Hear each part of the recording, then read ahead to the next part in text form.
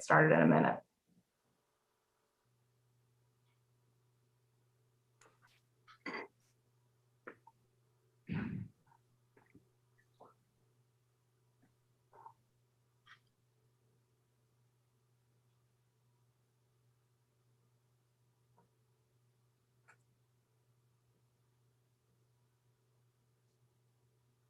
Okay, Neil, if you're ready, I'm going to hit record and then start the meeting.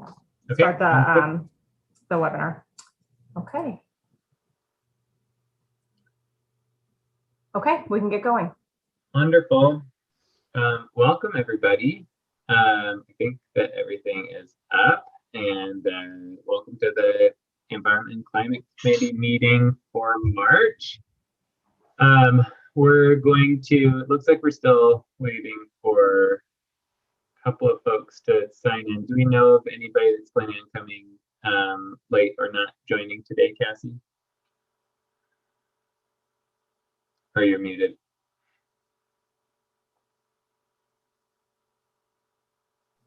Sorry about that.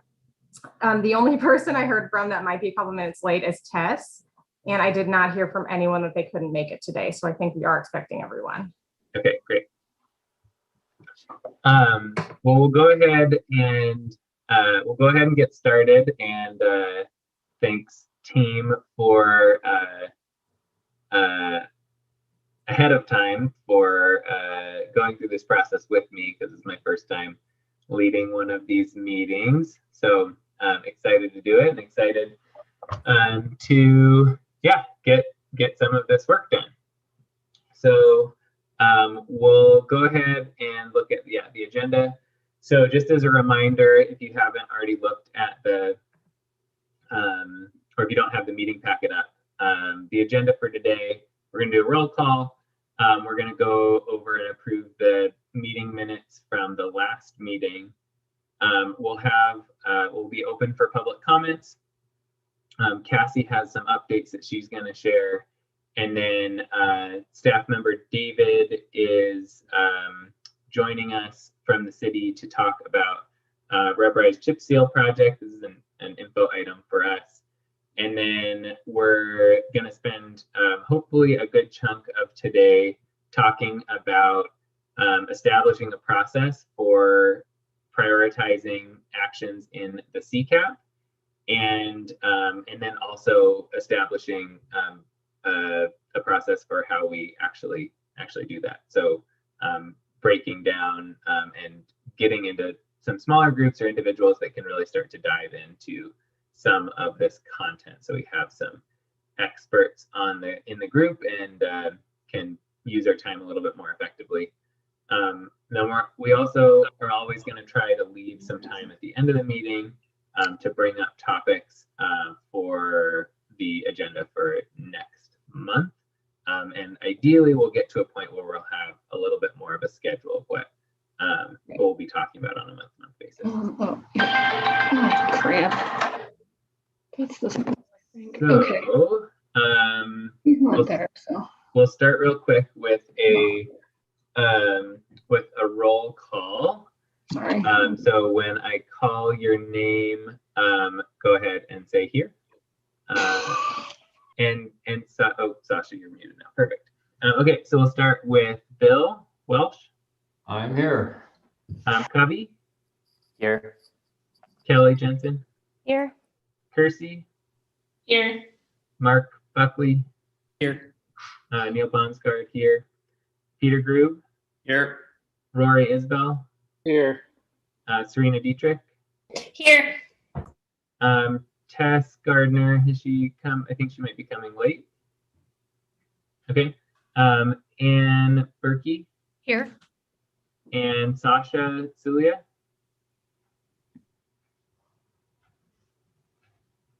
I see she's on the call. I'm here. Did you hear me? Yep, perfect. Heard you. Thanks. Sorry. My service is pretty bad, so I'm just going to keep my video. Yeah, no worries. We heard that you're here and having some service issues, so that's great. All are present. Still waiting on Tess. So for the next piece we'll do the approval of the minutes from the last meeting. My general idea for process with these types of things is opening it up to see if there's any discussion or questions that folks had first. And then there's a natural pause, then we'll entertain a motion to approve and do the seconding and all of that. So does anybody have any comments or questions on the minutes from the February 11th meeting? I actually have my hand raised, so I don't know if you noticed that. No, I don't see. Well, I should figure out how to do that. Participants. I'll open up the participants tab so I can see hand raised. Yes, Bill, I see that your hand's raised. I actually do have one. There's a typo on page 4, and I think I made the motion for to vote for you and Serena to be chair and vice chair, and it has me listed as mulch, which is fine, and it's probably, I cover a lot of ground sometimes, but most of the time I'm actually full of a lot of things. But you should, just for the record, it probably should say Welch, not mulch. We can get that updated, Bill. Sorry about that. No worries. So even if you approve these minutes, we can make that update. Does anybody want to entertain that motion with Bill's name corrected? I motion to approve. I second. All right. All in favor, raise your hand on your participant hand.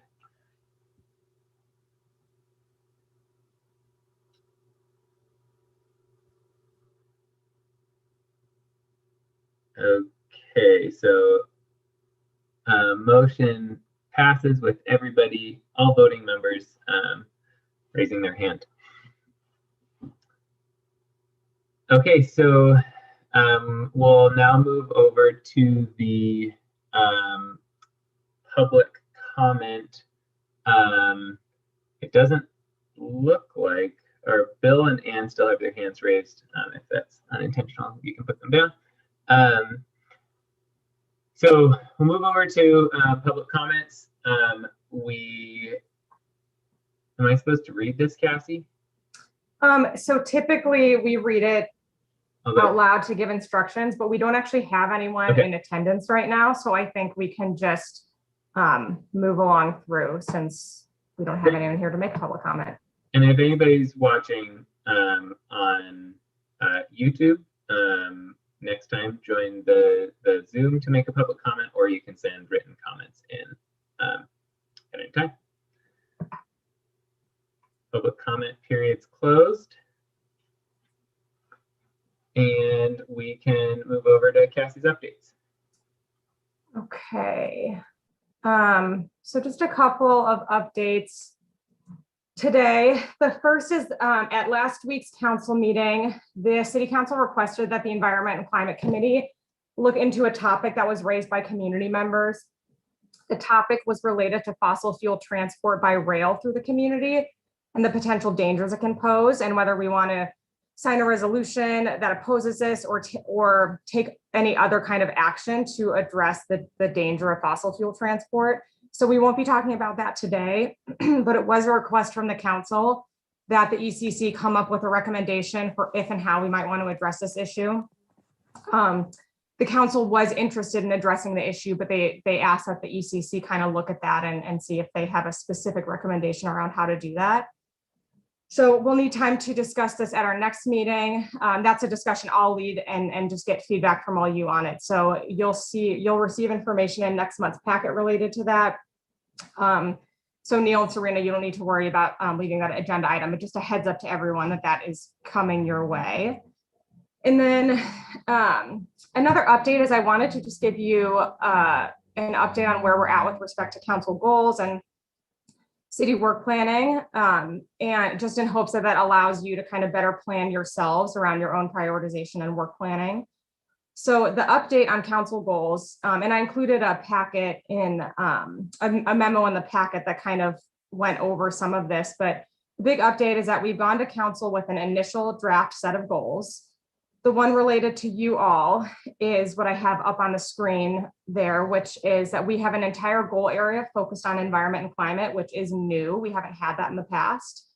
So last year there were 4 goal areas. This year there are 6 goal areas. One of them, entire goal area, is entire environment and climate. And one of there's 4 strategies under it.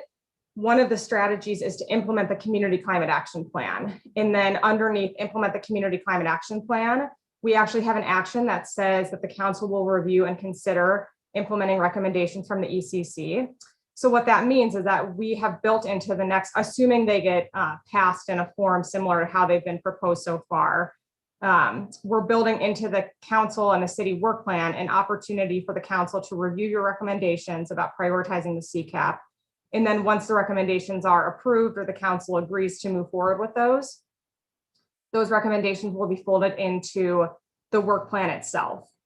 So that's really good news for this committee. And I think it just goes to show that there's definitely a lot of interest in making meaningful progress on the Ccap. So hopefully that makes you all excited about the work ahead. And then the other things that are part of implement the community climate action plan that we're committed to doing is some of the actions we included is to do EV planning at the community level. So if the ECC, if that is one of your priorities, that's great. But regardless of where it falls under ECC priorities, that's something that I'll be leading and needing your input in.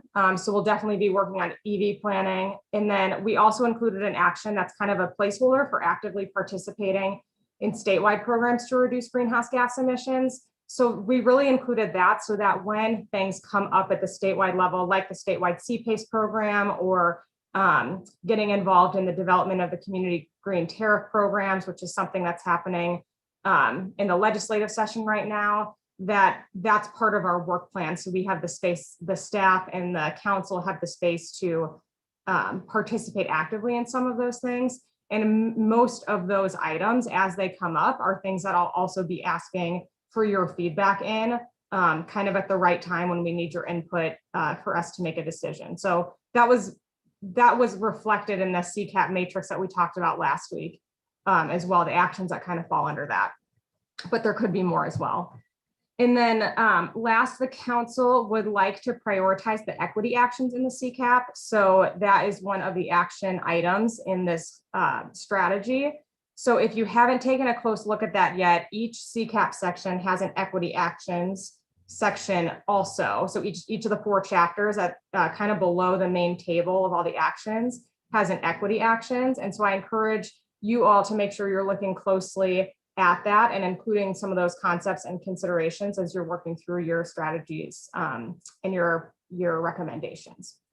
So from my perspective, the job ahead of you all is really to get your recommendations to the council for what strategies you want to move forward with for the Ccap. That's kind of your first task.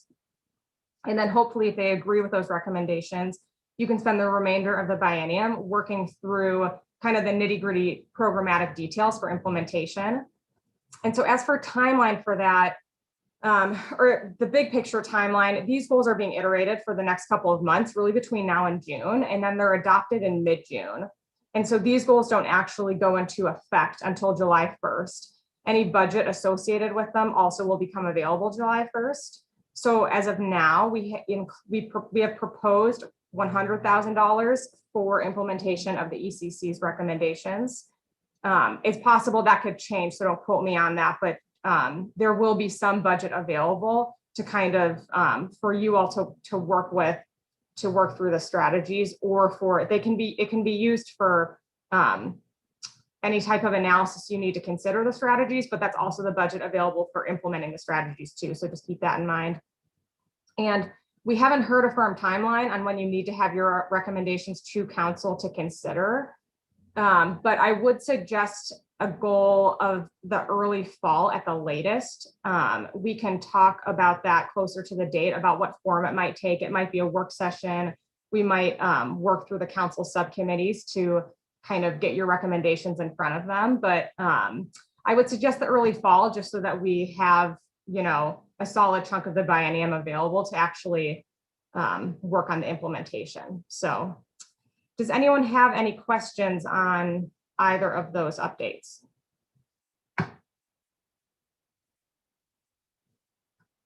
Okay, I don't see, oh yeah, go ahead. Yeah, I'd have a question in terms of the equity actions and the goal to prioritize those actions. What do you think the implications are for us? That sounds like a binding recommendation that our prioritization is a prioritization within the set of equity actions. Is that true, or how would you situate that?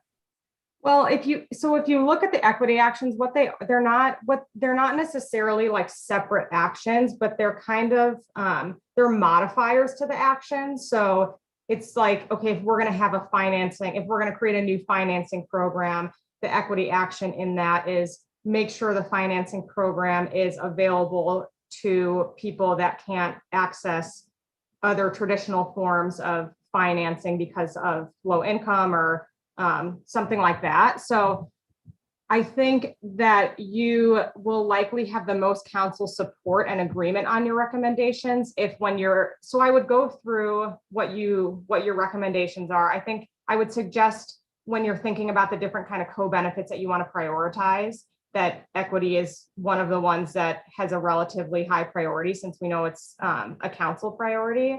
And then, so I would prioritize with the regular actions, but then take a look through the equity actions underneath each so you can kind of understand what those key modifiers are for each of those actions. So I don't think it should change the prioritization a ton, but it should change how we think about the specifics of implementation of each of them. Thanks. Other questions?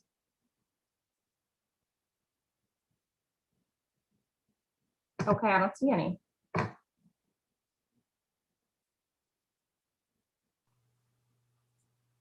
Is that all of your updates, Cassie? Yes, that's all my updates. Okay, great. So the next section on the agenda, we had a request come from David Abbas.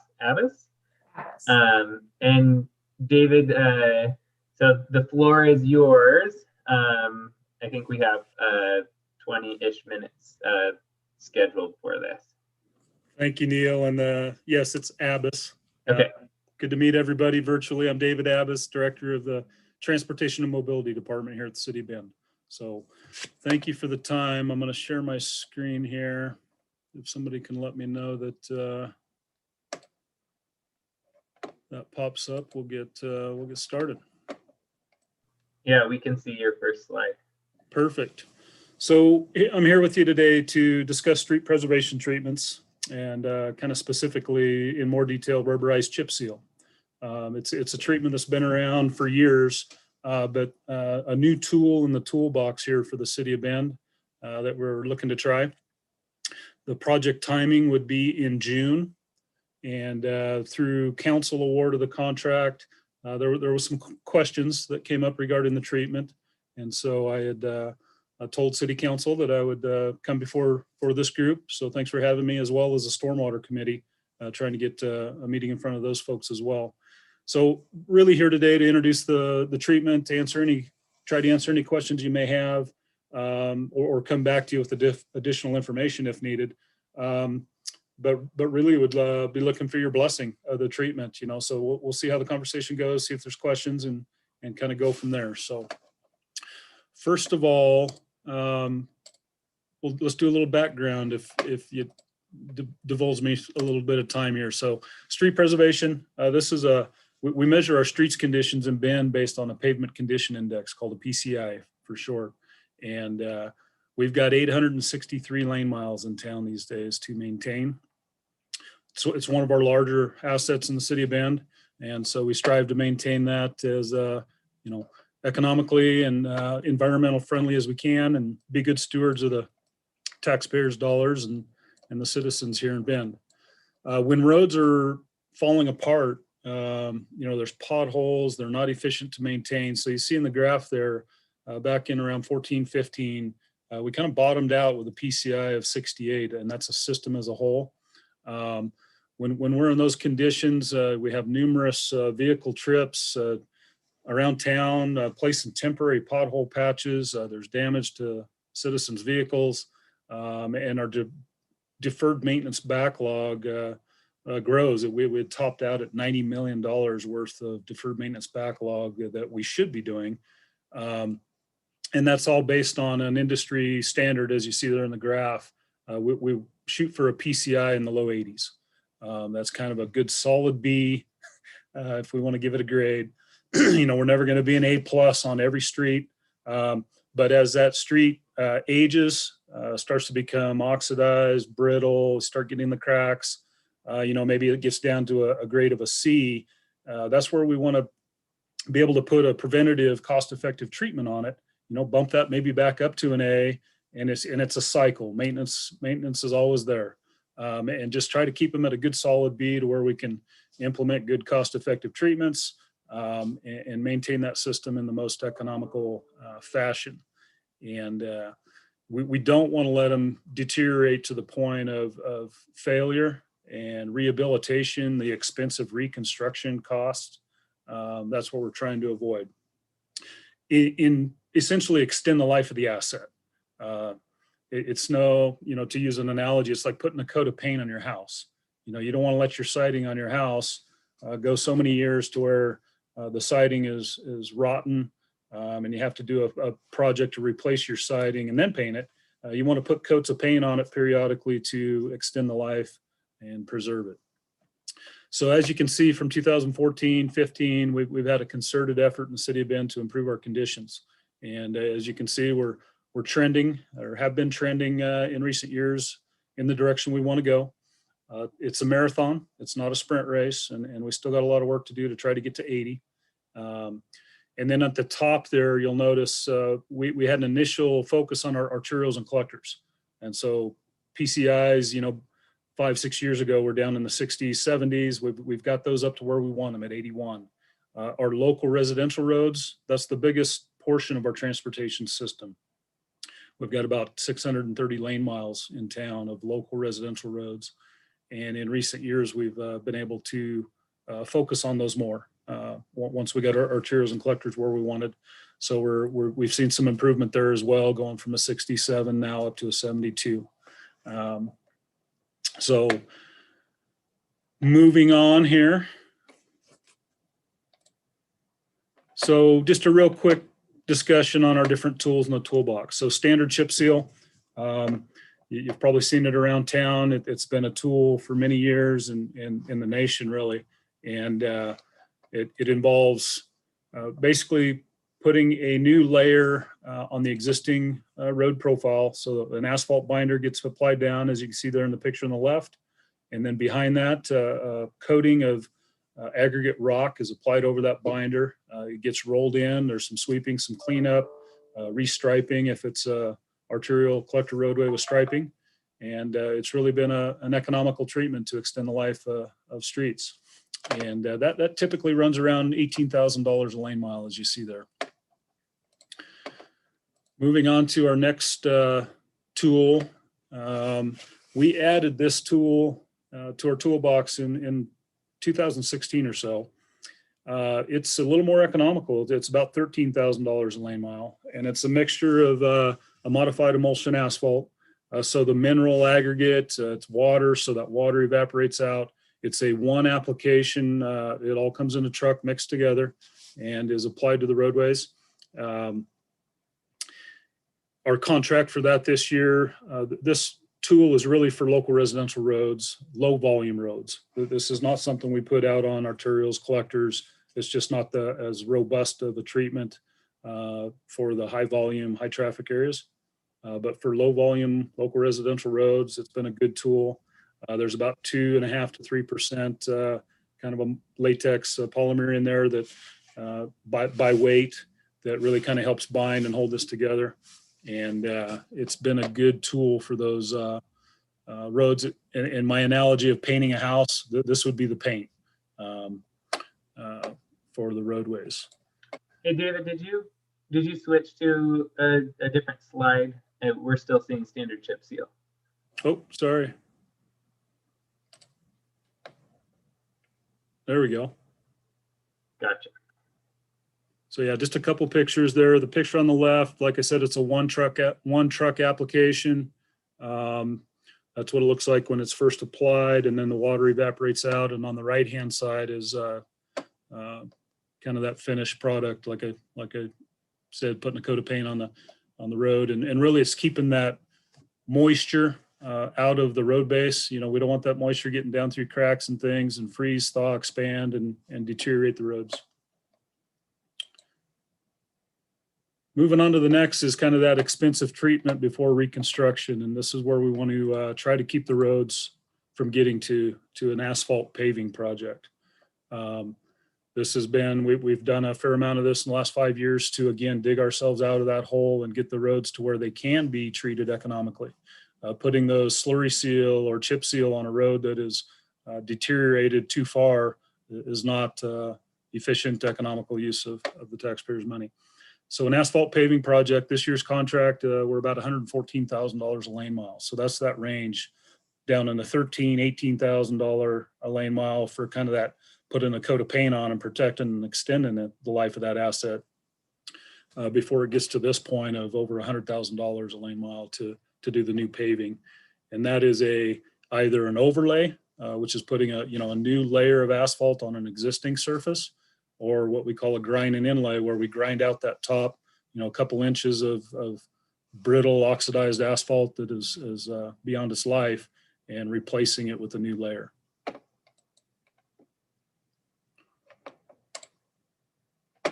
So let's talk a little more detail about the rubberized chip. That, like I said, it's been a tool used for years, but something we have not tried in Bend. Each year there's like 27 million tires that end up in landfills, dumps, stockpiles, where they compose a health environmental risk for a number of years due to the rubber's resiliency. That same resiliency and durability of that product can have some advantages in producing rubber asphalt products. About half the U.S. states use a ground tire rubber as a component in various asphalt mixes. With some better performance than regular asphalt. There's some cost effectiveness to it. If you get a little resiliency, elasticity in an asphalt layer that'll hold up better and longer, it's more cost effective. And then that environmental benefit is recycling those use of those tires. Asphalt paving industry has used recycled tire rubber since the 60s. And can provide a high performance paving treatment.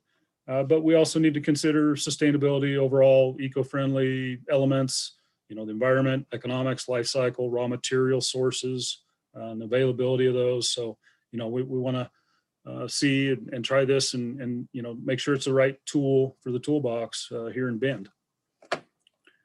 So it's not a paving project. It would be a chip seal project. And the only difference is replacing about 20% of the mineral aggregate in the mix, the binder, replacing about 20% of that mineral aggregate with some recycled rubber. But it's the same process: apply the binder, apply the rock, roll it. And it's the same, looks and treats the same as a normal chip seal. There was a pilot done in our region, and we've been keeping an eye on it for a couple of years. A few years back, City of Madras did a pilot project on a few roads. We've been monitoring it. It's been through a couple, 2 or 3 winters now, and we've felt it has performed well and feel it'd be a good tool for the City of Bend here. So it provides a flexible, waterproof wearing surface, really seals the road. And also on a chip seal, it's kind of adding a little structural element there, more so than the slurry seal. And so again, there's ranges in 13,000 on a slurry seal per lane mile, up to over $100,000 a lane mile for an asphalt project. This rubberized chip came in this year with some good prices, and it's about $29,000 a lane mile. So a good economical treatment there. The mix design estimates that it recycles about 250 tires per lane mile. So our project this year is about 14.5 lane miles. And so we're looking at, keeping about 3,600 tires out of a landfill. The rubber is field mixed into the binder at like 400 degrees. And so it's essentially encapsulated in the asphalt binder and applied, like I said, like a normal chip seal project. There's been a number of studies done on asphalt rubber chip seals. Transportation Research Board, Caltrans, California does a lot of this, Federal Highway Administration. And what caught some folks' attention here recently was a study done from the University of Washington just this last fall. And it reported in some concerns regarding wear and tear on tires, vehicle tires, all modes of transportation, any kind of rubber tire, wearing and tearing on the road surface, the rubber particles from the tires ending up in waterways and impacting fish habitat. That's a different than this treatment where it's a binder, it's encapsulated in the binder, it's covered with rock. So that study and that concern on the rubber tire particles is really a global concern, I'll call it, on any roadway surface traveled and by any mode of traffic or vehicle with rubber tires. The map, probably a little bit hard to see, but if everybody can see the orange here, east of 3rd Street, that is the location for our project this year that we proposed. It does not drain to the Deschutes River. It's outside that basin. Essentially everything east of the parkway does not drain to the Deschutes River. Any questions on that map or the project location at this point?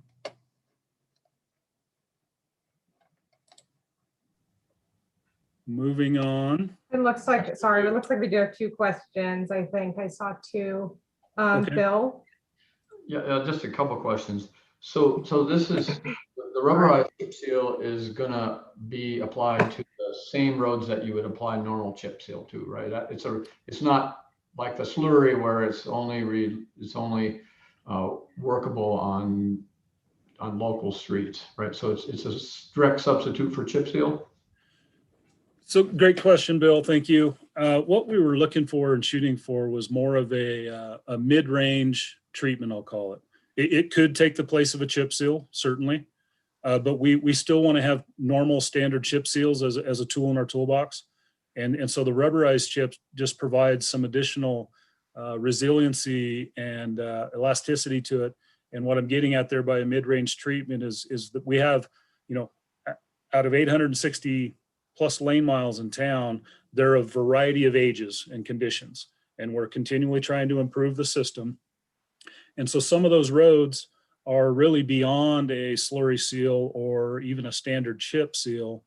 But the reality of us getting to them with that really expensive, $100,000+ a lane mile treatment, a new paving, the reality of getting to those roads in time before they really deteriorate and require that full reconstruction. The idea with this tool and is on those lower volume roads, again, these roads that you see or saw on that map, they're all local residential roads, is really to be able to put a treatment on them and get 7, 8, 9, 10 years out of it, and kind of stopgap, if you will, to protect that system and protect that road and seal it up. So the intent here is not to completely replace standard chip seal. It's trying to add that another layer of tool for the appropriate, we always call it the right treatment, right road at the right time. Hopefully that answers your question. So now you should be seeing some pictures. This is actually the pilot. We had a couple more questions, David. Is that okay? Yeah, certainly. Kelly and then Serena. Yeah, it's just I think a quick question. What happens to the material at the end of life? And I guess we don't need to go into details. You have now 4 different tools you've mentioned. Is there, or maybe we can follow up via email for how each of these different categories or different tools are managed? Sure. The idea, if like I said, the right treatment, right road, right time, it's that keep the good roads good philosophy. And what I mean by that is we can apply cycles of treatments. If the road is in good condition, we could chip seal it 2 or 3 times perhaps. If there's a good road structure, good base, like I just mentioned on the rubberized chip, if we could get 8, 9, 10 years out of it, perhaps 8, 9, 10 years from now, after there's been some wear and tear on the surface. Again, our climate, oxidization, becomes brittle. But if that road is still in a reasonable good condition, we could come back in again and apply a treatment layer on top of that as well. When we get into more of the failed or that expensive grind and inlay, that's where we're actually coming in and grinding out, 2 inches of asphalt material, which these days is getting recycled and put back into mixes. They call it RAP, recycled asphalt. But this treatment is going on top of the existing surface, and we could potentially treat it again if we stay ahead and keep the roads in good condition and keep the moisture out of them. Understood. Thank you. You're welcome. This is Serena. I might be getting ahead of myself in your conversation, but what are some of the biggest cons that you have seen from research in previous communities, as well as maybe the city itself and the reasoning behind not implementing something like this sooner? I honestly haven't seen much for cons. That University of Washington study was just recent, here in the past, 6 months or so that popped up. And so we're looking into that, and I've got a binder full of materials. It's really been pretty much all positive. If we can keep the roads in good condition, it's more efficient to maintain, and we're not out there chasing potholes and things with multiple vehicles and additional vehicle miles traveled and that kind of a thing. Any of these treatments involve kind of some asphalt and binders, and that's the industry. But really, I have not seen any glaring, negativity, and that's why we wanted to monitor the Madras pilot to see how it performed in our region and our climate, and get through a couple, 2 or 3 years of winters, and it's really held up pretty well. And so we're just trying to add that another tool in the toolbox to continue our transportation system improvements. Thank you. Thank you. We've got 2 more, David. So Peter and then Bill. Hey, David.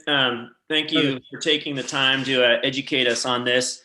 I was looking for some clarification. You made a point of saying that the first proposed project is east of 3rd Street, so that drainage is not into the Deschutes River. Maybe I missed it, but what would be the concern if the rubberized chip seal were on the west side of 3rd Street and draining into the Deschutes? It really came, Peter, good question. It really came with that just recent study. But they're 2 separate things, in my opinion. That wear and tear of the particles coming from rubber tires. There's that element on any mode of transportation using a rubber tire on any type of road surface. The decision to go east of 3rd Street is just out of an abundance of caution, or is this something where we could get resolution and go on both sides of 3rd Street, or maybe never? I think it's a good tool for any street. But we picked these roads even before that study. And there was not the intention of staying outside of the drainage basin there initially. Kind of goes to that question of the cons. We haven't really seen those cons. But I did want to point out, because we do have, the iconic Deschutes River coming through town. This year's project is outside of that. And out of 863 lane miles, we've got a number of streets that this could be a tool on, even if we stayed out of that drainage basin completely, if there was that concern. Yes, my consideration, weighing this, I love the recycling, the used tires and keeping them out of landfills. I just want to be confident that if this committee says, hey, we look good, this looks good, we approve it, we think this is great, to be able to back up or justify, or if someone asked me the same question I asked you, to say with confidence, sure, there is or is not a concern with this material draining into the river. Sure. And this is our first year using this tool, and we can monitor it. I mean, we could stay out of the river basin for a number of years here if we wanted, and see how this performs, or we could do some water testing, for example, maybe in some catch basins, that type of thing. Bill, I think your hand is next, and I also wanted to pause and ask if, David, did you have any more slides, or are you happy just fielding questions at this point? I just put one in here. Like I mentioned, there's been a variety of studies, Transportation Research Board at the federal level, EPA, Department of Transportation, looking at these types of treatments and the recycling of rubber. Like I said, it's been in the industry since the 60s. I'll leave that up there for just a sec. And then I think I was just open for questions. So no, that's it. Thank you. But open for any more questions. Looks like Bill, maybe you still have one, unless your hand was still up. Yeah. Oh, I do. I just kind of curious. So from perspective of this committee, so the environmental questions, advantages and disadvantages, if there are some, what we should be asking. And so I asked earlier, this is a kind of it's an additional treatment compared to chip seal. So longevity, for example, what would be the environmental benefits of doing this? If we say this is a good idea, why would we say that?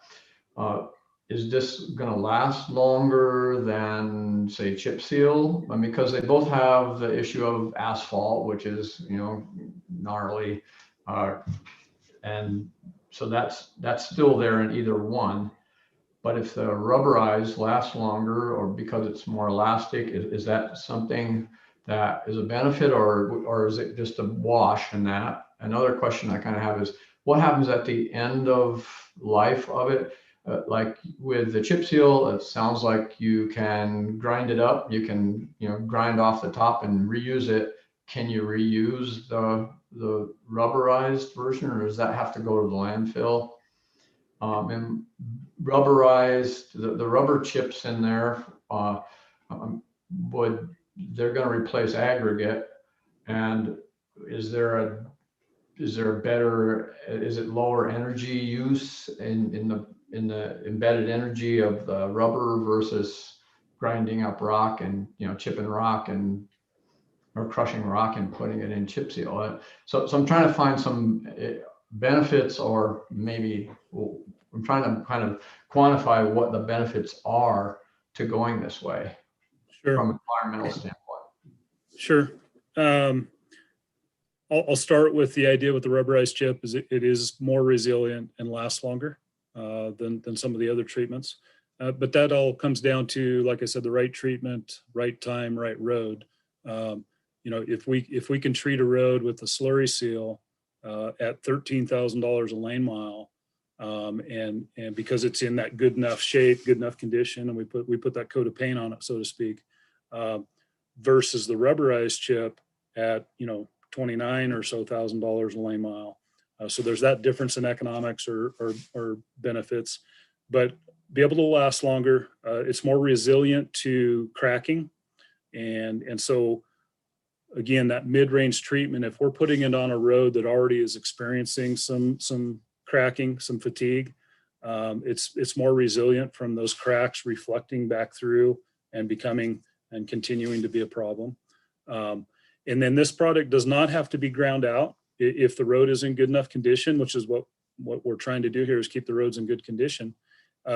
We can apply another layer over that chip seal, regular or rubberized chip seal, and it just becomes part of that base, and we seal up over the top of that. The replacing of the mineral aggregate, there's those some benefits there from just a raw material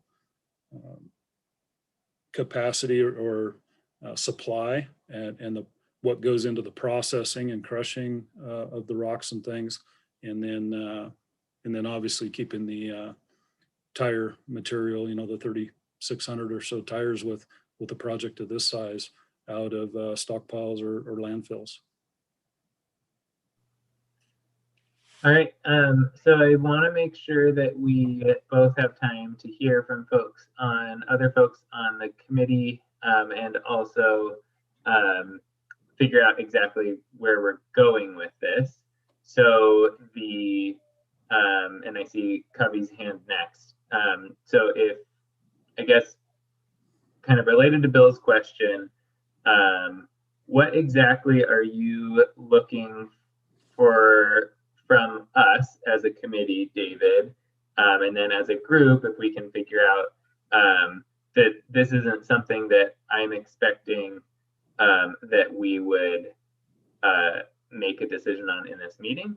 So if people have further questions on things that would be helpful to get us to be able to make whatever decision that is. So what exactly are you looking for from this committee, David? Sure. No, this was, there definitely can be follow-up. This was kind of the introduction to it. Wanted to see if there was issues, concerns. There's been some great questions. I'm happy to follow up, come back before this committee again. The project is scheduled out in June, so we got a few months, and wanted to really, as a team, as a community here, be, agreeable to our treatment efforts we're using on the road. And so this was kind of that introduction, check in on those questions, and happy to do some follow-up. Great questions. I didn't get the sense of we should not be doing this, but some great questions to follow up with. So it looks like Covey has a question, Kelly has a question. If anybody else has a quick question that they want to add in, raise your hand as well. But we'll go Covey, Kelly, if there's any other follow-up, and then we can go from there. So Covey, go ahead. Thanks, Neil, and thanks, David. I just wanted to confirm I understood correctly. So you mentioned that the rubberized version lasts longer, and I think you also mentioned something about expecting 8 to 10 years out of it. Do you have an estimate for how much longer it lasts compared to the regular chip seal? There's a lot of variables with our climate. Winters, do we have a snowmageddon, or do we have a relatively light winter like we've had this year? But what we've in the industry, kind of a normal chip seal is maybe in that 5 to 7 years, and in the rubberized chip here with our climate and the application on the roads selected being low volume residential roads, we'd be hoping to get a few more years out of it. Maybe get up to that 10-year kind of a cycle. Thank you. And I just had a follow-up question on that too. So you also mentioned that Madras had implemented a pilot project a couple of years ago, it sounded like. Yep. So that was less than the longer term. It sounded like it was like 3 or 4 years or so ago. Yeah. Yep.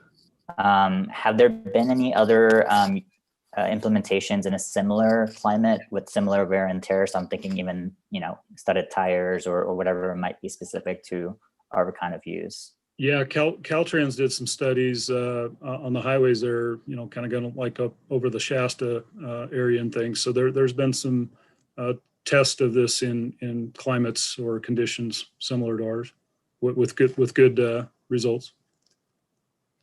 And that's with the 8 to 10 years, like longer term data is available for that. I'd have to do some digging for specific examples, but this type of rubberized chip has been around for more than 10 years. So I'm sure there's some project examples out there. That's helpful. Thank you.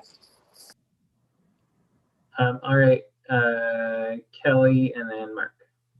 Yeah, so just a quick statement. I think in the next couple of weeks, I'll be meeting with the Global Platform for Sustainable Natural Rubbers, and they may have some feedback or data collected. I'm happy to ask either on behalf of the committee or on behalf of the city if they have studies related to this type of effort or different sourcing opportunities for us. That's great. Mark? Yeah, just 2 quick questions, David. First of all, I assume there isn't any real performance difference, even say for bikes, just sort of from a due diligence from our perspective. I'm assuming there's no real driving, biking, walking difference. It looks and feels just like a normal chip seal. Great.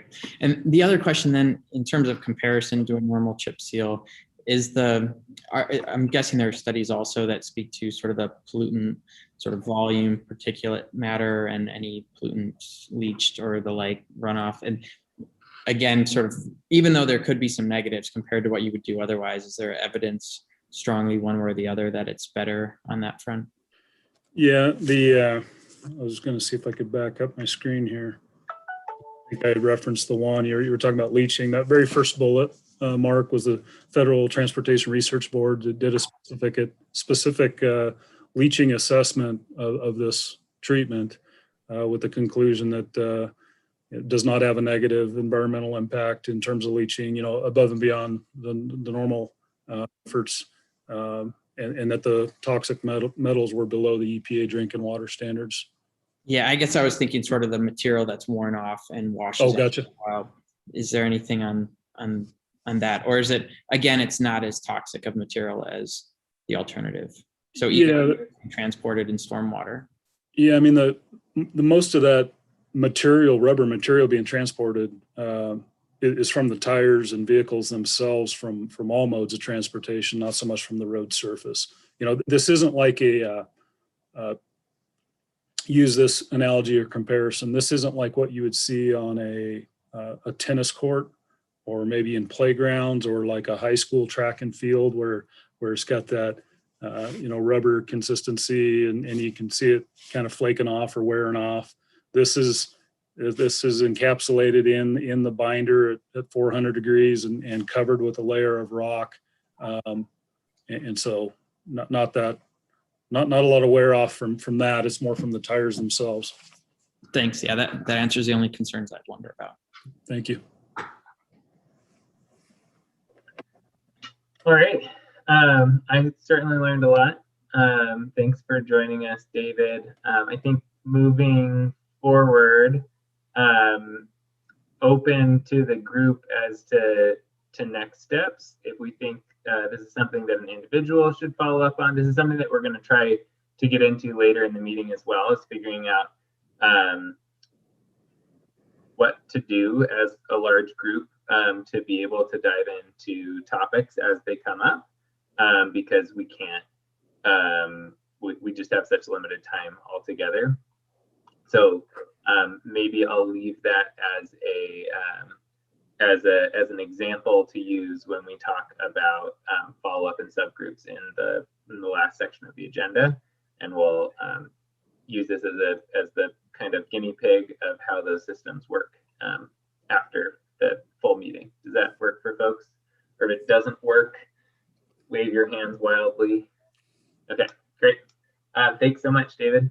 Neil, thank you. I appreciate it, and happy to follow up or do some research. I really wanted to, present to you all, and like I say, as a community, all feel good together that this is the right thing for our community, and make sure there wasn't any red flags where the majority of the people on the screen here were like, "Wait, no, time out." Not sensing that, but some great questions. So thank you everybody for the time. And Bill just raised his hand too. Yeah. I just have one quick question. I just want to make sure we're going to respond to you in a timely way. We don't meet again until next month, so. I think that could work. We're here in March. Next month's April. We're not looking for this really to hit the street, like I said, until June. And so if we could kind of come to a consensus of this project moving forward and within the next month, I think that works. While we have David in front of us here, do you know if City of Bend proceeded with this, do you know the vendor you would use and where this material would originate from? So the vendor on this is Intermountain Slurry Seal is the contractor, and we've used them. They've been our successful contractor bidder on our slurry seal projects in recent years. And so we've just awarded those contracts here this spring, this last couple of weeks. Our last contract was awarded last week at council, which was the paving contract. The next steps are to have pre-construction meeting where then they submit mixed designs that are, certificates of mixed designs and things. And so we'll find some more out about that. A lot of times they use the local, as far as mineral aggregate and things and mixed design, like through Knife River. They get it here locally. They're not trucking the material in from out of state. Great. That's where I was going with that question. So cool. Yep. Thank you. Thank you. All right, everybody. Have a great day. Yeah, thank you. Thank you for the time. Okay. So for and this is something that Cassie and I and Serena talked about earlier as well, is that we can expect something like this city request to be coming up pretty frequently, or at least or probably in every meeting, considering that this one, this request came in almost exactly a month ago, and then the request from the from council for the next meeting also came in. So we can expect that as kind of a general piece of our meetings. And I think we can talk about the general process a little bit later, but one of the tools that we've used is just making sure that we're clear that we're identifying something, if it's in a meeting, if it's just an info item, or if it's something that we're expected to come to a decision on at that meeting or a next meeting. So we can try to be clear with that in the agenda. So then if something does need quicker decision, we can provide more materials before the meeting. So then we're able to do that, because I think it's challenging in a narrow time frame. So for the next section of the agenda, we're going to jump into kind of the bulk of our conversation, which is trying to tackle this big nut of the Ccap prioritization. So I've had conversations with most of you about this before the meeting to try to get some general ideas or trends. What I think I'm going to introduce the tool, and then we'll introduce how we're using it, because it might take folks a second to get onto it. So Cassie, right at the beginning of this meeting, sent out a link to a that's in your email. So go, if you're a committee member, you can go in and grab that link. So you should be able to join in. And then once we get started, Cassie will share her screen. So then we can actually, so then everyone can see, including on the recording, of what we're working on. But this was partially at the recommendation of co-chair Serena, of saying, well, in a normal year, we would be having these conversations by all having colored sticky notes, and we would be putting them around the room and writing notes and making comments and upvoting things, and as opposed to just talking into the ether and raising your virtual hand. So this is going to be our attempt of doing that. So go ahead and try to get in there. If you once you get into it and it looks like a bulletin board with a sticky note on it, once you're in, go ahead and raise your hand so then I can see who is in or who is not. And I'll give a little bit of an update. So it looks like most folks are in.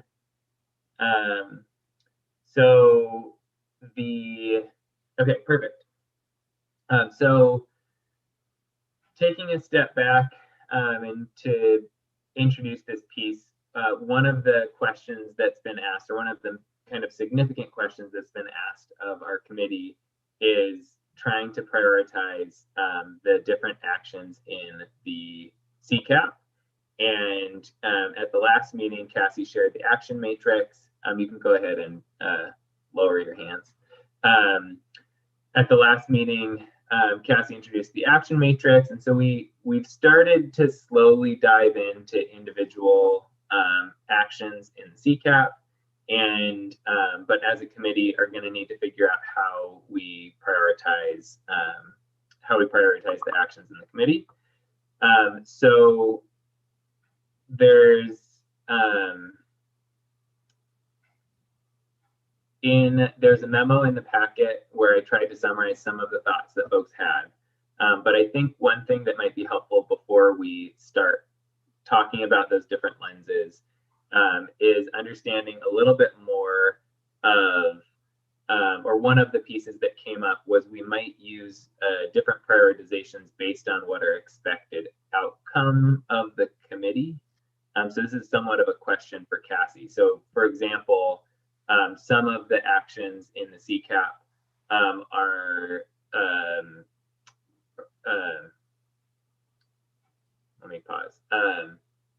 Question for Cassie. There's a lot of different things in the Ccap that the city has different levels of control over. So with our prioritization, what outcome are we expecting from that? Are we expecting that prioritization to be used to allocate staff time, to allocate budget, or to where are prioritizations going to be used? Yeah, it's a good question. So I see, I'm not sure there's necessarily one right answer, but I kind of see the prioritization as the initiatives that we'll move forward with in this biennium that we might not otherwise if the ECC didn't say this is a priority. So I think, and I'm open to other ideas on this because I could be, if someone's thinking about it in different ways, like I think we're open, but from my perspective, you know, on that matrix, we talked about the things that are going to happen regardless. They're going to happen because it's a train that's running, whether that's the statewide initiatives or some of our transit things that occur through other agencies. And those are things that will always make sure, I think it's definitely good to know if there are certain things, like there are certain processes out there that the ECC, it's a priority for them. So you want to follow it really closely. But I think regardless, we plan on keeping you all updated on those things and getting input when key decisions need to be made. But there's a big list of things in there that will not happen unless the ECC says we want this program to be initiated. And so from my perspective, it would make sense for the ECC to focus on those, because it's kind of the more things I think that would get done, you know, knowing that those other things will be getting done and that the ECC will have an opportunity to weigh in on them. And then there's this other set of things that won't happen unless the ECC says this is an important priority. And especially when we think about like the budget that's available, because the things that are happening anyway have other budget probably supporting those. So that whatever the amount of budget is that goes towards the ECC's recommendations would be for implementation of things that aren't going to happen elsewhere. So that's kind of how I've been thinking about it. But I think we definitely want to know if there are those other priorities, even if they're things that are going to happen anyway, we still want to know what those are so that we know to just kind of give them extra attention. You know, like an example is there's a statewide CPACE program going on.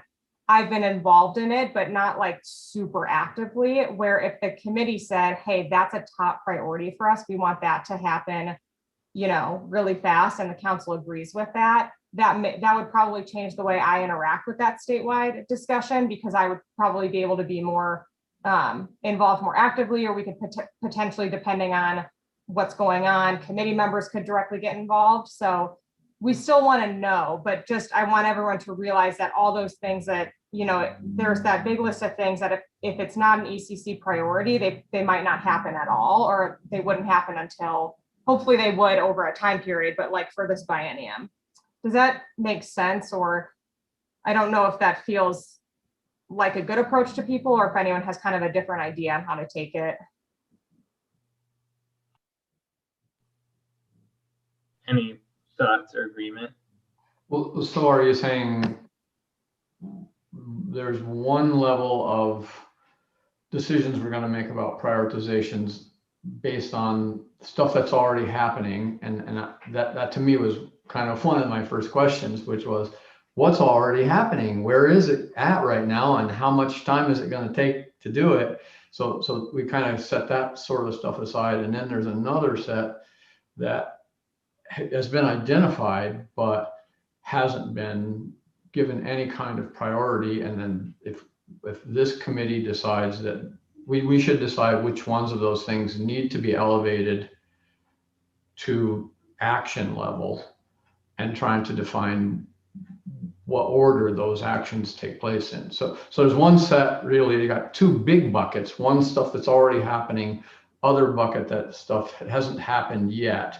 And we have slightly different decisions to make depending on which of those two buckets it's in. Is that kind of what you're saying? Yeah, that's a really good, I think that's a really good way of looking at it. Like, it might be worth kind of breaking those into those two things and saying, what do we want our, kind of our ECC initiatives to be? And then what are the things that are ongoing that we are really important to us and we want to stay closely involved with and helping to shape. So you might want to look at them kind of like almost two sets of lists or something.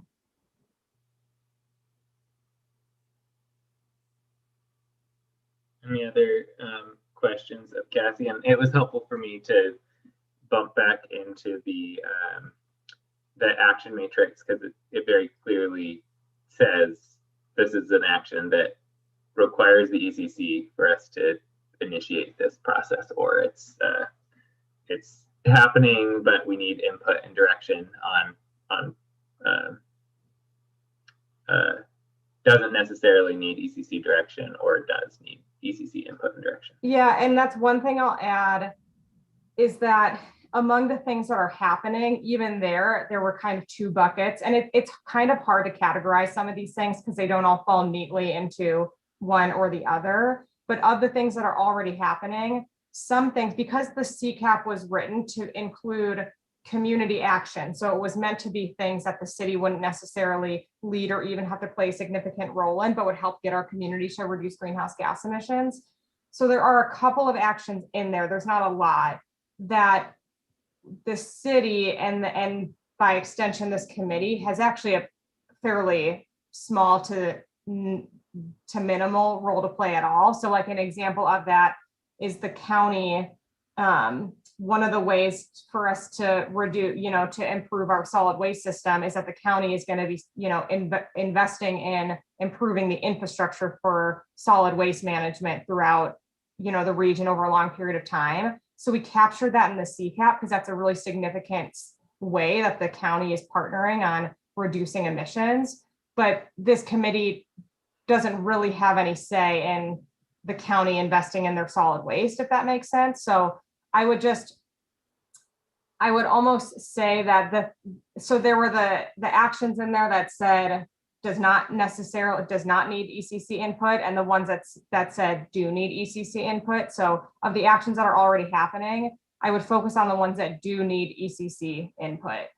But as members of the public, any public agency that's undertaking anything, you all have the right to provide input into like public agency decisions, but we would just need to be careful about whether that's, like this committee doesn't have say over a different elected body. So anyway, that's another kind of nuance to it.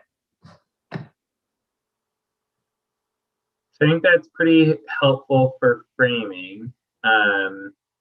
And as a starting place, if folks want to, do you think it would be helpful as a group to start the tool that is on the table or available allows you to put a priority on like a sticky note, and then other people can click on the number and it will upvote that sticky note, so we can kind of get a general feel of where people are seeing different priorities. So these are, to be clear, not prioritizing the individual actions, but rather the lenses that we would want to be evaluating those actions in the Ccap on. Does that seem helpful for folks? Seeing rough nods. Perfect. So let's go ahead and open up the idea boards, and then Cassie, if you wouldn't mind sharing your screen. When I set this up, I was planning on. Are you guys looking at it? Sorry. Oh, go ahead, Cassie. Are you looking? Is it up on the screen? It is now. Yeah. So this was set up in 2 columns, but just ignore the first column, and we'll just be talking about Ccap priorities today. So to add a sticky note, you just hit the plus button. And then, so I'm going to add one to start by saying that we want to, or we were asked by council to prioritize the equity actions, or how would you word that one, Cassie? Oh, I'm not mute. Yeah, the equity actions are kind of what we call them. So then that should start showing up, or it might take a second, but it should start showing up on folks' boards. And then if people like, so let's start by just brainstorming different lenses that we think are individually important onto the list. And then once we all do that, we'll take a couple minutes to put those up there. And then once we do that, then we can go back and start to upvote and then discuss them. I see some blank faces, so go ahead and just unmute yourself if you have questions. This is Sasha. Should Anne and I participate in this? Yeah, absolutely. Okay. Yeah.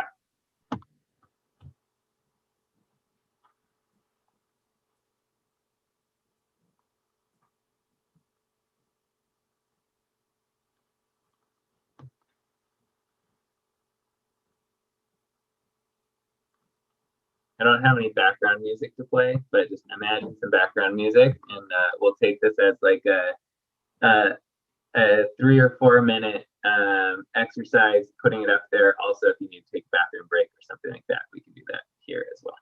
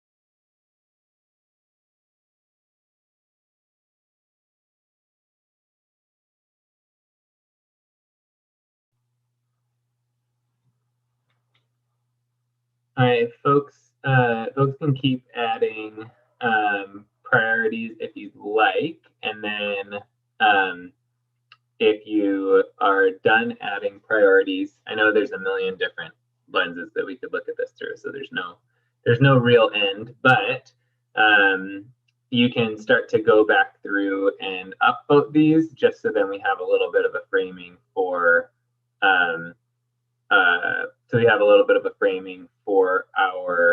to have some conversation around this. And I'm recognizing a challenge because I'm looking at all of these and I think that they're all really good. So maybe we should limit how many votes people get.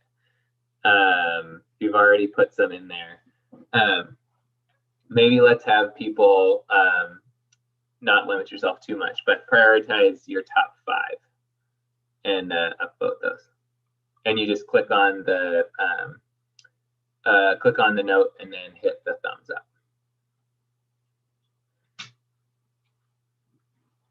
And this isn't a decision making. This is just going to lead the discussion, just to be clear.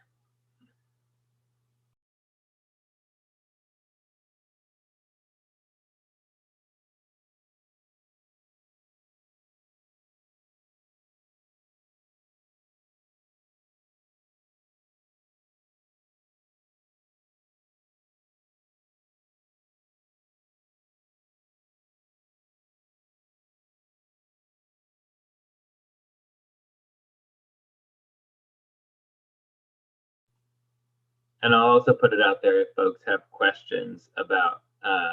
We'll dive into questions after this step.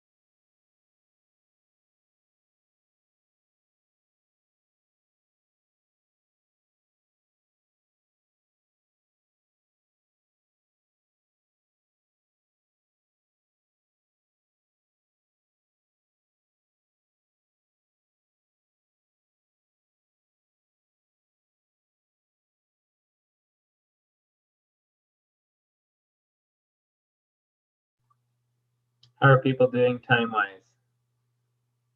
Thumbs up. Great. Well, for folks that are wrapping up or took a bio break, we'll give them a second to come back, and then we can start talking about this. I'm gonna reorder the actions.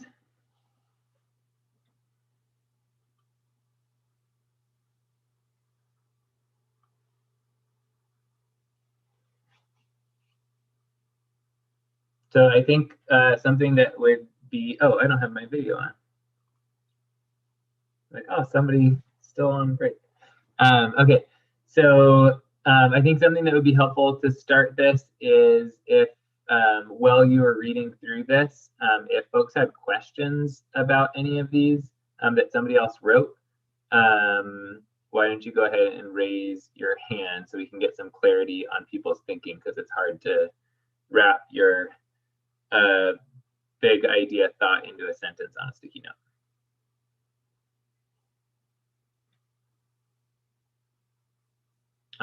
I saw Tess's hand first, so go ahead, Tess. Thanks. Yeah, I was wondering about the lost opportunities versus retrofits sticker. That was mine, and it's Bill. And really what I meant by that was, so, okay, we got new construction. You have an opportunity to address it when it happens. And if you miss that opportunity, you've missed it for decades. you have an opportunity when someone is replacing, say, a car, they could choose a gas car or an electric car. You lose the opportunity if you don't have something in place for them for the choice, versus if you do something, going out and trying to retrofit things is an entirely different process. You're going out and trying to come up with incentives and trying to do education and getting people to actually change something that's working, well, and you have a lot less chance. And the reason I put that there is that I think we've got population growth, which is, our baseline is one thing, and the population is growing. And if we miss those opportunities, the actions that are going to address those opportunities, we've missed them for the whole period for some things. That's why I felt like that was one way to think about prioritization of actions. Do they address that? Thanks, Bill. I saw a lot of hands go up and down, but Mark's hand is still up. Yeah, I just wanted, I was also flipping through the equity actions back in the Ccap, and it does seem that those are discrete, and maybe it might be something for the group to think about, especially since we all agree that that should be a top priority, especially hearing it from the council. If we do need to, and maybe this is, Neil, more of a later action item, sort of homework for us to think about, if that really is a simple issue of once we have priorities, there is an equity element, or if we do need to make sure we understand what that means. Looking at the action matrix that you shared, Cassie, which is great, I love it. If we wanted to almost build some of that into the matrix, something along those lines, sort of where the implications are, because I'm guessing the low effort near-term opportunities that might be there in general might not also hold for the equivalent equity actions. So just thinking that we'll probably have to come up with a strategy for how we'll be deliberate about the equity actions. Yeah, I think that especially knowing that got added in this meeting, it's hard to figure out exactly how that fits into this existing process, but I'm glad you're able to go back and see that. And were there other questions on these, or do we want to start talking through them? Rory. Yeah, just a quick note that at least 2 of them look like duplicates for the most part. The 2 I'm looking at are prioritize easy wins and then prioritize ECC-led low effort actions. Those seem pretty similar to me.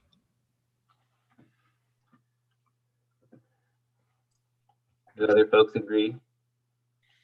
Yeah, I think I was writing the longer one and the other one got up faster, because I was trying to think about the way to say the visibility and role was what I was kind of struggling with conceptually, that I feel like we want to show that we're doing things and getting things done, and the right way to say that we're exerting ourselves into the process so people start to hear about it and the like. But I agree, Rory, I think it's the same thing. Another general question, Cassie, in these questions about cost and effort, are the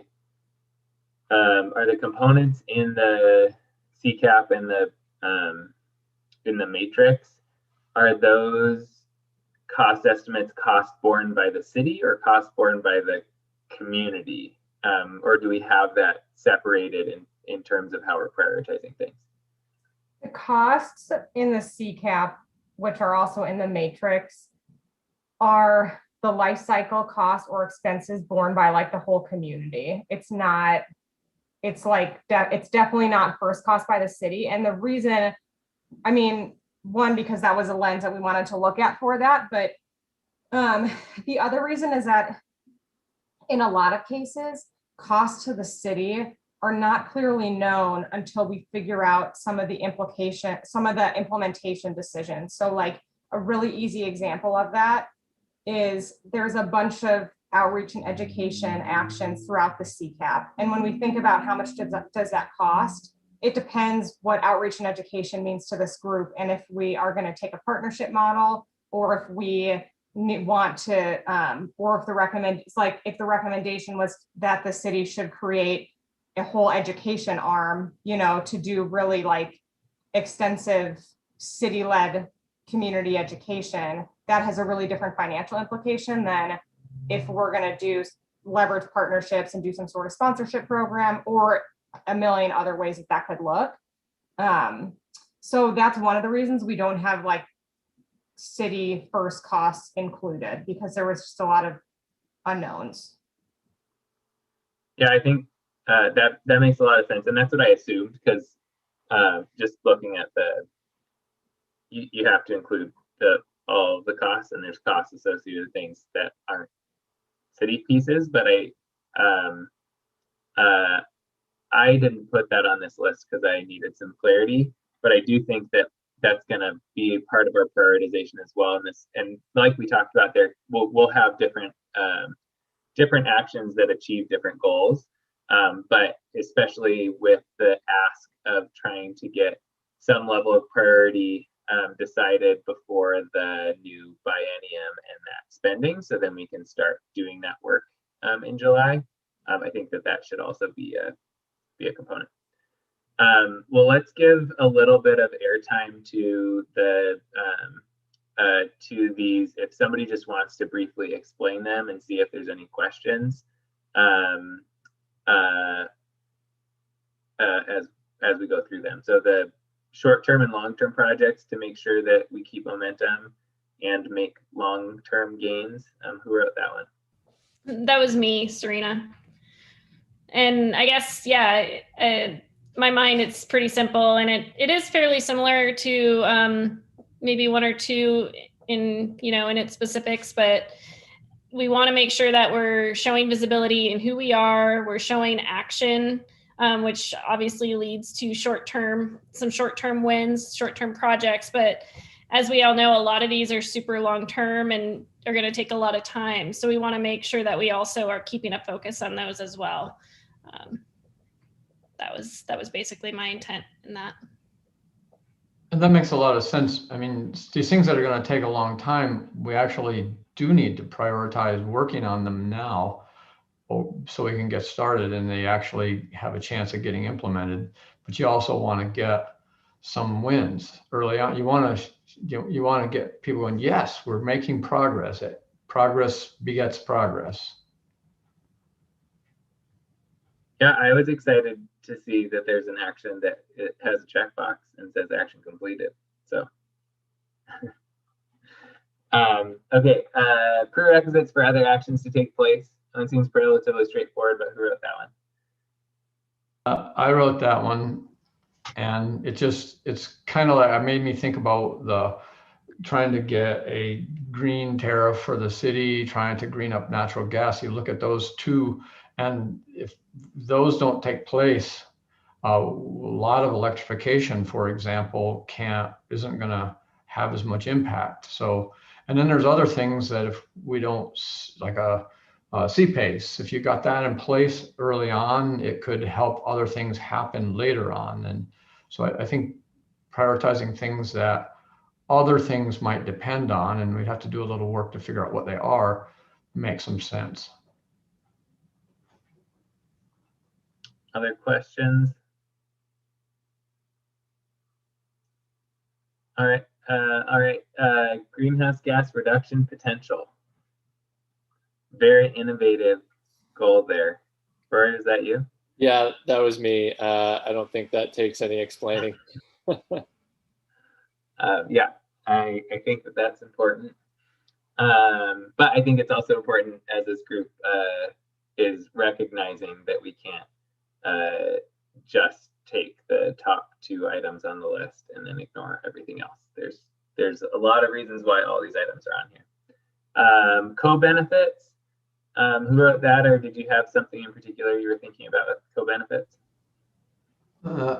I think I wrote that one too, and what made me think about that was in days past, I tried to get energy projects going, and oftentimes there's a whole prioritization of capital.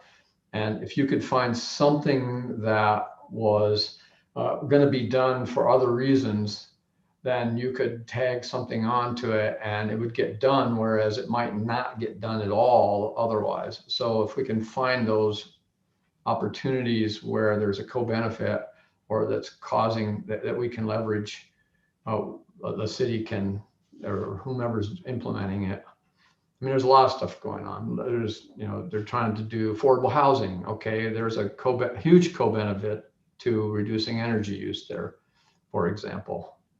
So that's probably hopefully good enough.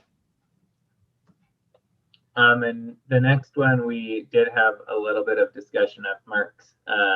Is there anything you wanted to add, or you kind of already went over that piece with that visibility? Yeah, I think that's good. Thanks. Great. Is there prioritizing actions created by affordable living? Yeah, I put that. So also I think speaks for itself. Yeah. And I think, what it's challenging because not all of these are super discrete and they don't, they're not their own bubbles, they overlap each other, right? So that's one example of a co-benefit area that we would both maybe want to leverage some momentum, but then also has, well, you could draw a crazy map between a lot of these different goals. So, yeah. Yeah, and I think this could also be tucked into equity. Absolutely. Looking at through that lens, looking through class. Yeah. Okay, well, there's a lot that's on here, and just a little bit of a step back of my thoughts, and I'm open to the group of where we're going from here. The next step on the agenda is trying to talk about diving into Ccap actions and kind of creating some subject matter experts or opportunities for folks to learn more about the progress that is made and not necessarily apply these priorities, but so we just have that expertise within the group when we do have those conversations. What do you all think would be helpful in terms of these priorities that were established today? Do you think it would be helpful to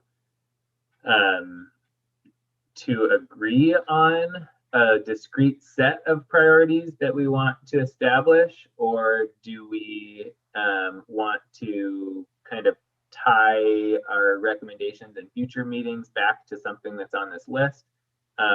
What do you all think would be helpful in process-wise for this prioritization conversation? This is a big question. I'm seeing really pensive looks, which is great. Kirsty, go ahead. Well, I'm picturing what we would do next if we were in a room where there were these sticky notes and kind of tucking them under each other to really figure out, like, okay, so then what are our priorities? And wondering if it would be worth like kind of cleaning this up for a couple minutes. And you can clearly see, some themes.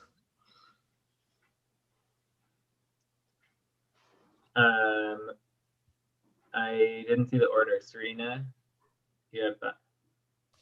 Yeah, I guess I was thinking similar to that, as well as, my thoughts, creating with those priorities some kind of matrix that you would then, as a group, kind of grade each of those, in depth once you had a defined understanding of the Ccap within your group, kind of grade them based on your information and education, and bring, that we would bring that back to the group and share. So it's that information gathering with kind of a grade and some kind of matrix that we can kind of put all together and make sure we're formulating the proper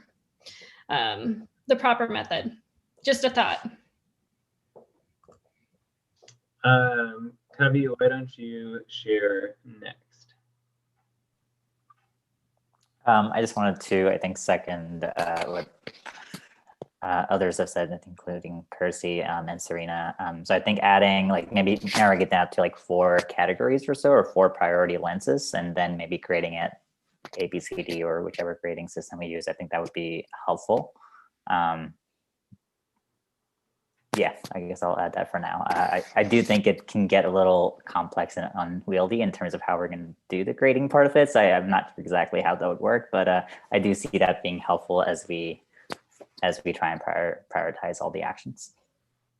Absolutely. Bill, additional thoughts?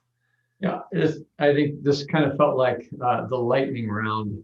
So I mean, it was good because we got out a lot of things really quickly, and I think we gravitated to some items on here. But I think we need to clean this up and do a bit more thinking, because I think this, as far as priorities for the ECC, this is a priority. So I think we need to take the time to get this cleaned up and in a way we can use it before we start looking at the items in the matrix. And actually, there's some benefit to looking at the items just to see if we've covered all the prioritization schemes. But in general, I agree with everything everyone has said so far. Let's try to clean this up in a way. And I sort of think we need to come. We're getting close to running out of time, but I think we need to come back to this next meeting and really try to get a good organization scheme around this, because this is important. Yeah. Ian, I saw you unmute yourself. Are you trying to say something? Or maybe just connecting? Okay. I like that in general. Go ahead, or whoever's talking, I can't tell. Okay, Mark, I think you're up. Yeah, I think along the lines of everyone else, I'd sort of propose that probably some subcommittee, or Neil, you and Serena, put together sort of a memo of sort of priorities. And it seems that these are more axioms or principles that we're identifying now. And then we'll think about how we use them as a group to identify the actual action items and the associated equity. But that feels like the right process for this that we can review. And I don't know if that's something we can even circulate beforehand and allow folks to comment. I know the commenting process is complex, but it does feel that we would make a lot more progress if we settled on this. At the same time, this might be a little sudden, sort of the lightning round point you're making, Bill, and people might have other thoughts on principles for how we go about this process that will still come up. And so if there was a committee, people could give them their feedback still here in the next week or two first. Yeah, so I can export this into an Excel spreadsheet that is the same content, but just in something that we can all review. So I think if it works for folks, we're not prioritizing before the next month's meeting.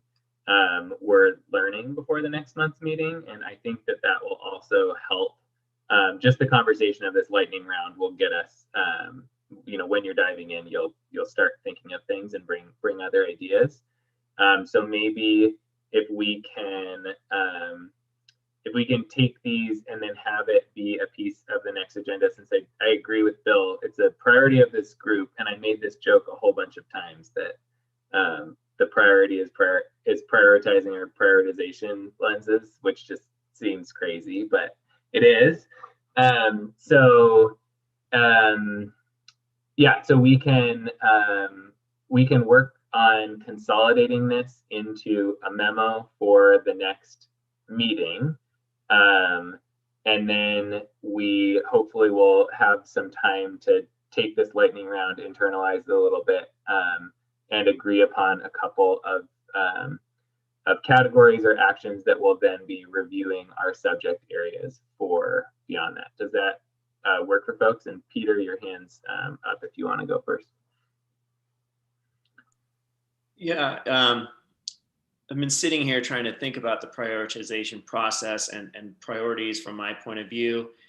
And it occurs to me, I appreciate that it's the Environment and Climate Committee, and there's a lot of overlap, but I also was feeling that as I tried to pick my own personal priorities, that it would get scrambled between environment priorities and climate priorities. So if we were just the climate committee only, I think, you go to, hey, how are we getting the greenhouse gas reduction potential?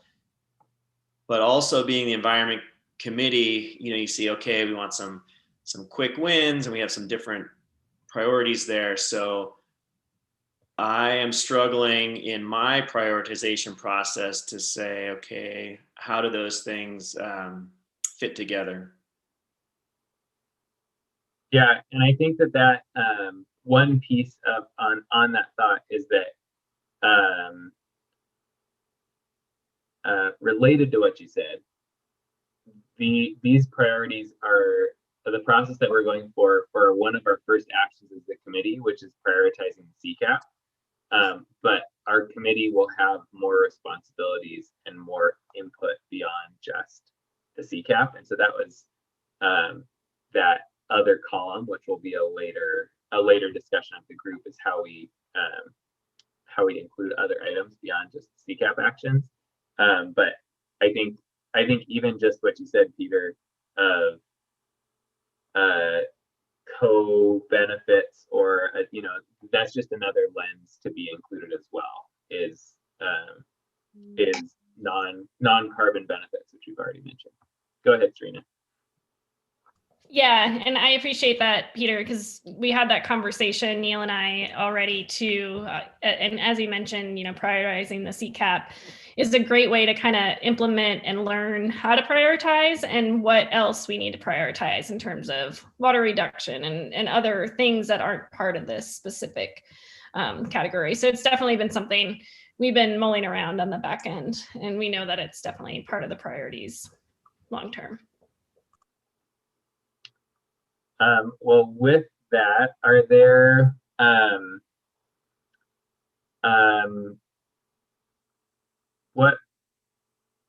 what's the process? Can we consolidate this into a memo?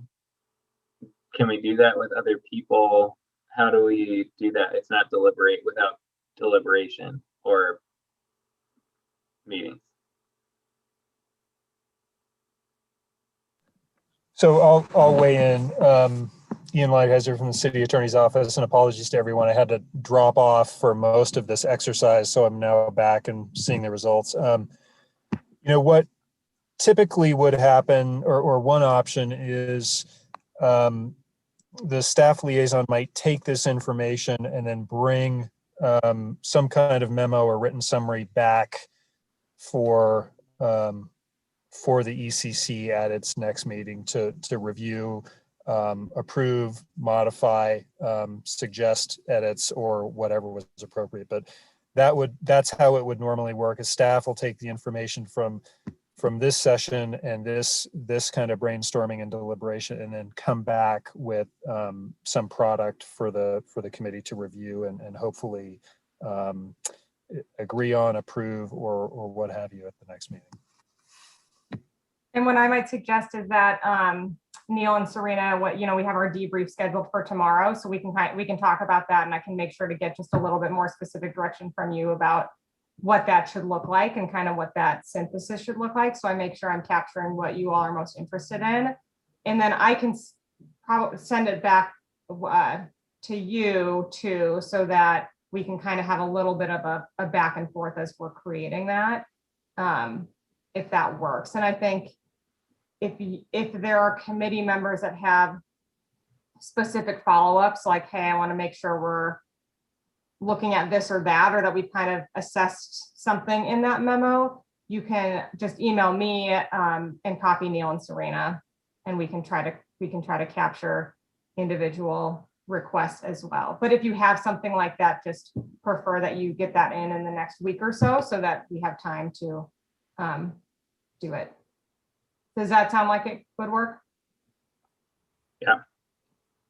Bill, did you have a quick? Yeah, I just was going to say, kind of same. I hope we can continue, that you have an opportunity to solicit additional input, because again, this was quick, and you just described that. And I mean, the other option, you could, if you three don't want to take the full responsibility, you could probably have a small subcommittee to work through, so you could bounce ideas around. So that's another option, I would think. So just so I'm clear, I guess on the memo, and maybe Neil, you can answer this for me first before we just open it up, but what do we want? What exactly are we looking to have reflected from this exercise for the memo for next month? Are we looking to get additional input, like let everyone think about it and then send in their ideas? Or are we looking to just have what we have here summarized? Do you have thoughts, Neil, on that? Yeah, I think Kirsty's point of just recategorizing these into more discrete chunks, and then being able to take that.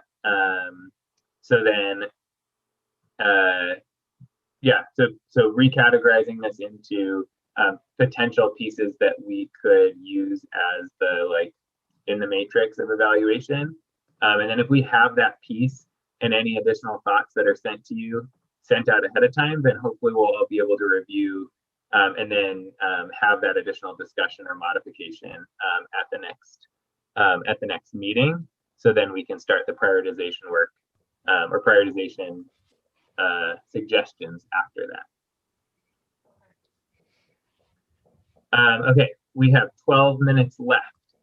Hold on, I wanted to ask a quick question. Go ahead, Was there Serena. any, beyond what was just mentioned, is there any additional homework that, information finding or education learning that we should be thinking about as part of this process, knowing that we've kind of gone through this and knowing next steps for the prioritization? Is there anything else as a team that we should be doing individually before the next meeting?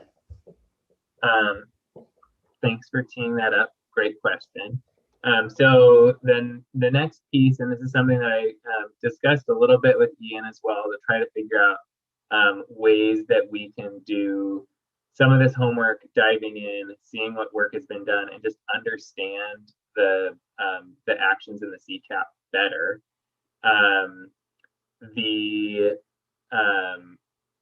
It sounds like long-term, one solution that would probably be really helpful is creating or potentially creating some actual subcommittees that we notice, and we can send things so then stuff can actually be deliberated on and can be met in a small group and done, doing that work. But in the interim, since we're just trying to learn, I'm wondering if folks would be interested in assigning themselves to one of the categories of the Ccap and diving into that work, or if there's multiple people in a category, splitting that work up so then they can understand the different actions in the Ccap and try to collaborate on who the right person, maybe working with Cassie to figure out who the right person would be to fill them in on those individual pieces. Would folks be interested in that? I think long term, the goal would be to have a person or two that would be our subject matter experts in different areas, and we'll start with just the Ccap for now, and then outside of that, I think we'll have other topics in a normal world.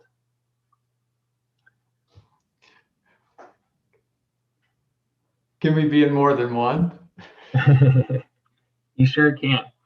I really like the energy supply piece. I mean, that I work for electric utility, but energy and buildings is kind of a big deal for me too. So I don't know if you're looking for us to speak up now, or do you want to do this later? Yeah, well, this is, I guess, an open discussion. I think it would be helpful for everybody to do some level of diving in, but I don't know exactly how we want to, since we're not officially creating subcommittees or making those kind of deliberations as small groups, how to split up that research at this point. And I know, Serena, we talked about this a little bit Kersey also has an idea because she raised her hand. Yeah, I'm just wondering, like, as we look at the priorities, if we can also piece out like the subject areas. Right. I think it would be helpful if like you and Serena came to us like, here are the 6 areas of environment and climate, and then we can volunteer ourselves under those. Yeah, so for the time being, since we're talking about the Ccap in particular, it's already separated into 4 categories. Right. Energy supply, energy and buildings, transportation, and waste and materials. Mm-hmm. So are you imagining us volunteering at the next meeting for one of those areas? I think so. I like that idea. Yeah. That would work. Does that work for folks? Yeah. I don't think we need to recreate categories. No. They're already there. Let's go Kelly and then Serena. Yeah, well, I guess, Neil, as you and I have talked, I think there's opportunity for projects where we may involve third parties like nonprofits or corporations. They obviously they fit in multiple categories. So that would be my challenge, is I think that's probably where I add the greatest value, but it's across category. Yeah, and so I guess maybe long-term, especially based on interests in multiple areas, we create some subgroups that aren't necessarily split out by these 4 categories, but for just the initial research, maybe that is just an easy way of splitting it up, so we're not taking on we're not requiring anybody to take on too much work. Let's keep other people's ideas and not just mine. Oh, Serena took her hand down. Mark, go ahead. I was going to say, we could have where you're in one of those groups, but then we have these strategies as well that we could break out, and there's one person assigned to each of those individual strategies. So there's a little less redundancy, and your job is to understand it on these key dimensions that we're evaluating the priorities, including, and maybe in particular, being able to articulate the connection to the equity actions. So, and there are more of those than there are people on this team. So we either do multiples, or we realize there's some we're just not going to hit in this first pass. Kavi, do you have a thought related or separate? Yeah, I was just going to add, I think one of my concerns is I think it makes sense to do that at the next meeting, but I wonder if we should do like a preliminary interest at this meeting. I just don't want people, like 4 people interested in one category and 0 in another. Yeah. So I don't know if we can do that, if we have time for that today, or if that's something we need to do a different way. No, I agree. Do we, you can raise your hand for multiple, just to get a rough straw poll. And I can record, Neil. Oh, perfect. Do you want to raise your Zoom hand if you are particularly interested in, well, actually, let's pick 1 or 2 for the time being. We'll see how things go from there, but that way we get a little bit more data from it. So if you're particularly interested in energy supply, and this isn't a commitment, this is just an interest level for the time being.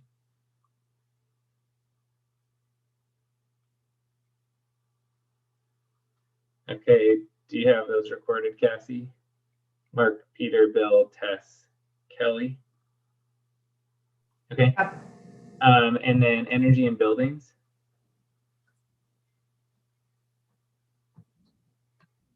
Bill, Peter, Cubby? Okay. Transportation? Kersey, Rory, Tess? Great. And then waste and materials. Serena, Kelly, Cubby. Awesome. I didn't vote. So do you want to be added to any, Neil? We have quite a good split. Yeah. I'm interested in all of them, which is why I didn't vote. But you can add me to, well, yeah. So for the next for the next meeting, since we're running low on time, I do think that it would be valuable for folks to start to dive in to a category, but I don't want it to happen with too much redundancy. And so I'm not sure how to do that. As homework, maybe for this next one, since we don't have the ability to really meet as subgroups for the time being, as homework, the goal is not to get all of the actions understood to be able to come and give a recommendation or any of that prep. The goal is really to start to understand more of a topic in general, so then we can know how those how we'll do that prioritization and planning after that. Rory, you have a thought? Yeah, and you maybe started to answer my question at the end there, but I was thinking it might be good to remind everyone like what our goals are for the next meeting as we go into some of this homework, which is great. I'm glad to have homework and dive into some details, but I mean, we know that we're still working on our prioritization process based on the last exercise. So how does work we do between now and when we have that finalized, what's our goal there? Yeah, I recognize there's maybe not an answer to that. I'm just raising it as a point of discussion. Yeah, maybe not a huge answer, except for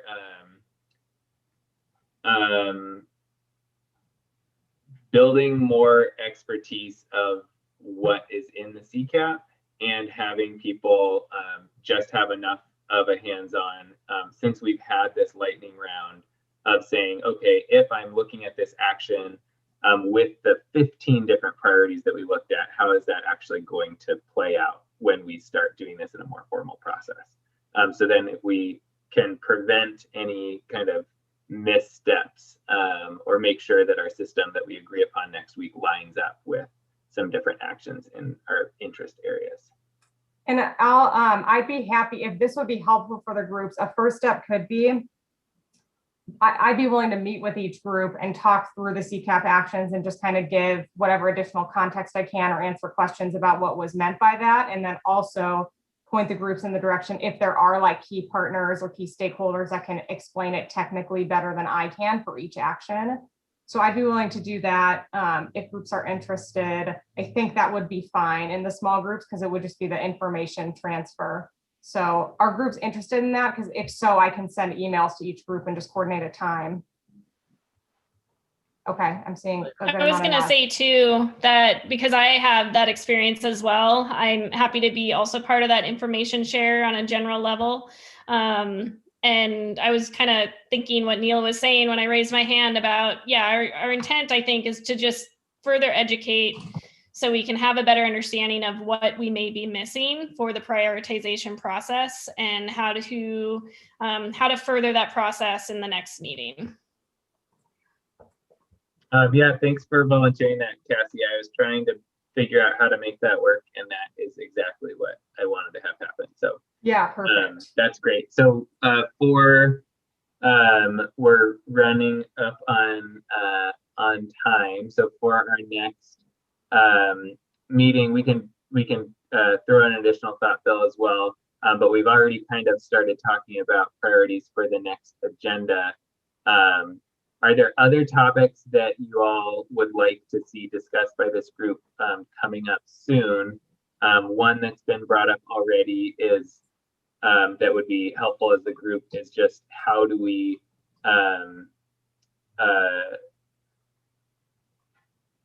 well, I'll leave it open for agenda ideas for the next topic or for the next meeting. Bill, I'll let you go first in case. Well, I just wanted to make sure I understood what the task is here.